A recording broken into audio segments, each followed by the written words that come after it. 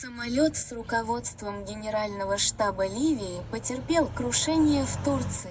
Статья, опубликованная на сайтах StartPage, Israel News и Kerzor.info в 21 час 51 минуту 23 декабря 2025 года.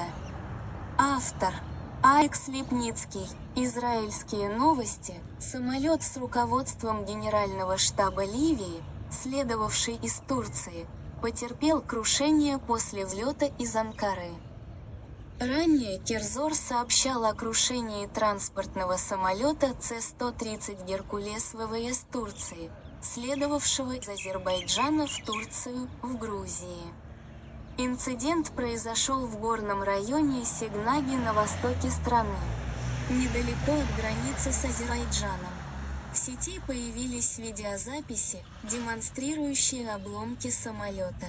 В Ливии, согласно предварительным сообщениям, самолет с делегацией Генерального штаба столкнулся с отключением электроэнергии вскоре после взлета из аэропорта Эссенбога. Аэропорт Эссенбога – международный аэропорт, расположенный в 28 километрах к северо-востоку от центра Анкары, столицы Турции. Экипаж подал сигнал бедствия и начал возврат. Во время подготовки к аварийной посадке самолет начал сбрасывать топливо. Неясно, произошел ли взрыв в воздухе, во время сброса топлива или после крушения. В районе происшествия ведется поисково-спасательная операция.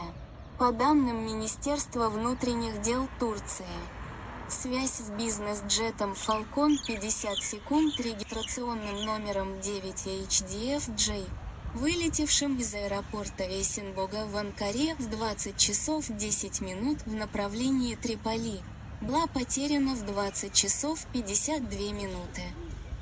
Самолет находился в районе Хаймана и передал сигнал бедствия с просьбой о аварийной посадке, но дальнейшие попытки связаться с экипажем не увенчались успехом. Турецкие СМИ сообщили, что на борту находились 5 пассажиров, в том числе начальник Генерального штаба Ливии генерал Мохаммед Али Ахмед Аль-Хаддад.